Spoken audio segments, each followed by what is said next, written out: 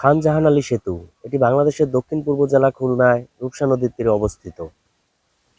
Hello viewers, আসসালামু আলাইকুম। Welcome to Rupsha bridge from Khulna.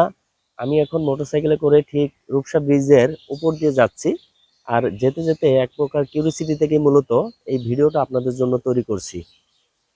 মূলত এর আগে আমার খুলনাতে আরও একবার আসা হয়েছিল এবং তখন আমি বাস যোগে আসছিলাম। আর সে কারণে কোনো প্রকার ভিডিও কন্টেন্ট তৈরি করার ইচ্ছে থাকা সত্ত্বেও সেটা আমি করতে পারি নাই। কিন্তু এবার যখন আমি মোটরসাইকেলে যাচ্ছি তাই চিন্তা করলাম আমার হাতে যথেষ্ট সুযোগ রয়েছে এবং সেই সুযোগটা কাজে লাগাতে।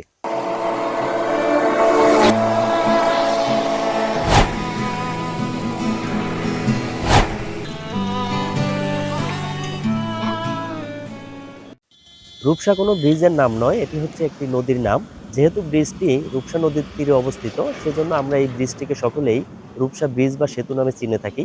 কিন্তু এই ব্রিজটির আসল নাম হচ্ছে খান জাহান আলী সেতু। মোংলা সমুদ্র বন্দর বাংলাদেশের দ্বিতীয় বৃহত্তম সমুদ্র বন্দর হওয়ায় গুরুত্বের দিক বিবেচনা করে এই ব্রিজটির নির্মাণ কাজ 1996 সালে আমাদের বর্তমান মাননীয় প্রধানমন্ত্রী শেখ হাসিনা যখন প্রথমবারের মতো ক্ষমতায় এসেছিলেন, তখন তিনি এই ব্রিজটির ভিত্তিপ্রস্তর স্থাপন করেছিলেন।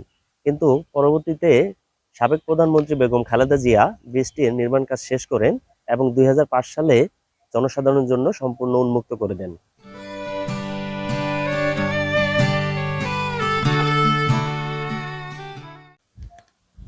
মোংলা সমুদ্র বন্দর দিয়ে যত ধরনের পণ্যদ্রব্য আমদানি ও রপ্তানি করা হয় তার সিংহভাগই এই ব্রিজের ওপর দিয়ে দেশের বিভিন্ন প্রত্যন্ত অঞ্চলে ছড়িয়ে ছিটিয়ে যায়। আর এই জন্যই এই ব্রিজকে খুলনা শহরের মূল প্রবেশদ্বার বা মেইন গেট বলা হয়।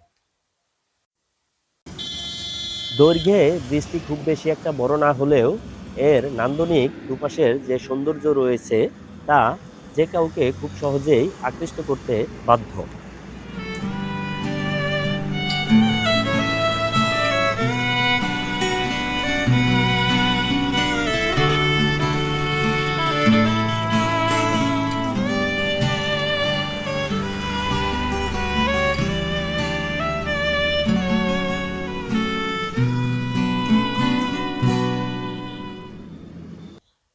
মাত্র 1.6 কিলোমিটার দীর্ঘ এই ব্রিজটিতে মূল দুইটা লেন বাদেও আরও দুইটা এক্সট্রা লেন রয়েছে।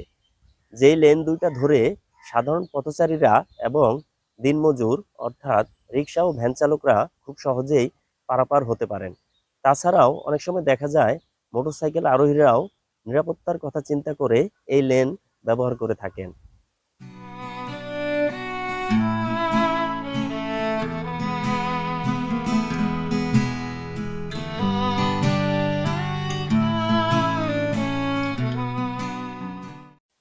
তাছাড়াও দর্শনার্থীদের কথা চিন্তা করে দেয়া হয়েছে এক্সট্রা নিরাপত্তা দেয়ালের ব্যারিকেড, যার কারণে বিকেলবেলা দর্শনার্থীরা খুব সহজেই ব্রিজের ওপর থেকে দাঁড়িয়ে দুপাশটাকে খুব সুন্দরভাবে উপভোগ করতে পারেন।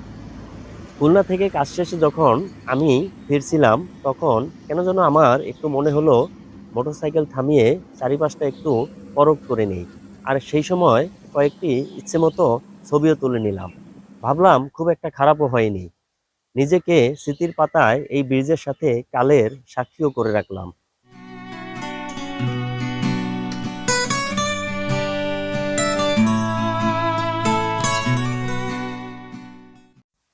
গতবার আমি যখন এই ব্রিজের উপর দিয়ে যাচ্ছিলাম তখন বিকেলবেলায় এই ব্রিজের আইল্যান্ডের উপরে হাজারো দর্শনার্থীদের ঢল দেখেছিলাম।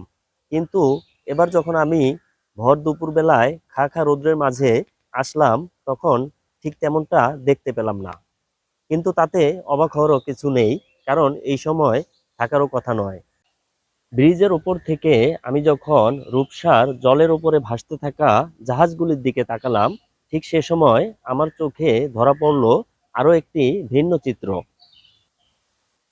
দুজন অকুতোভয়া বালক, তারা রূপসার গভীর জলস্রোতকে ভেঙে সামনের দিকে সাঁতার কেটে যাচ্ছিল।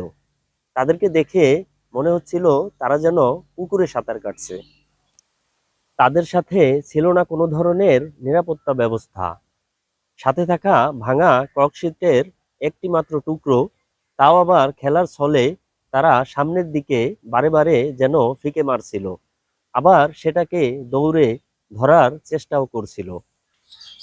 তাদেরকে দেখে কখনোই মনে হয়নি তারা যেন ভীত। সবসময় মনে হয়েছে তারা নির্ভীক, অপ্রতিরোধ, কোনো বাধাই যেন তাদেরকে আটকাতে পারবে না।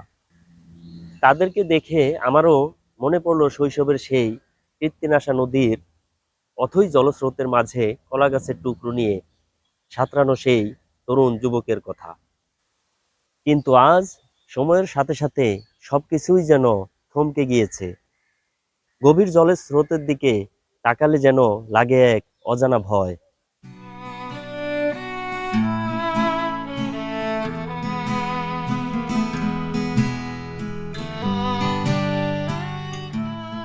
এখন যাবৎ আমি অনেক কথাই বললাম। সময়ের অভাবে এখানেই আমাকে ভিডিওটা আজকের মতো শেষ করতে হচ্ছে। সকলেই ভালো থাকবেন। সকলের কাছ থেকেই বিদায় নিচ্ছি। আমি এস এম ফয়সাল। আল্লাহ হাফেজ। আসসালামু আলাইকুম।